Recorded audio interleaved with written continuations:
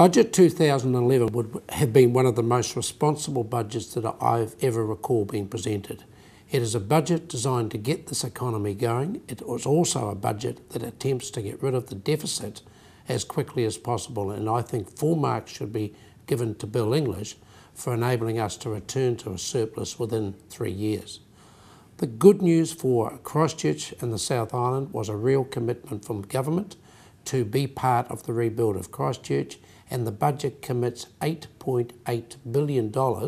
It's a huge investment from government to make sure that central government's playing its part with the Christchurch City Council and the people of Christchurch and Canterbury to build the city and restore that confidence in the rebuild of the city as quickly as possible. Of course, one of the important industries that will support Canterbury and Christchurch is the farming sector.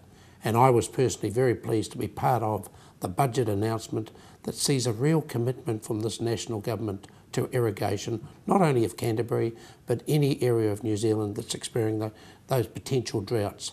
So we've committed $35 million immediately for people who are proposing irrigation schemes to work with government so that we get those schemes in an investment-ready state as quickly as possible.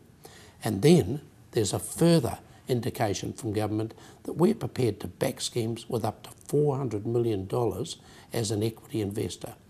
That sort of commitment to agriculture by the national government contrasts really well with where Labor indicates it's going to go if it was to be returned to government.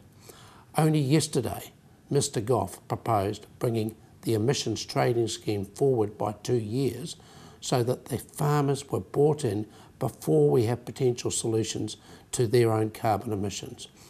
Very preliminary work because the detail of Mr Goff's figures aren't clear. This could cost up to $80,000 per farm. And this comes at a time when we're only just seeing sheep farm, beef farmers, dairy farmers actually returning to any sort of profitability. So the choices are pretty clear as we move to an election. You can have a government that actually realises the importance of economic growth, or you can have a government like the previous Labor government that's intent on taxing farmers out of existence.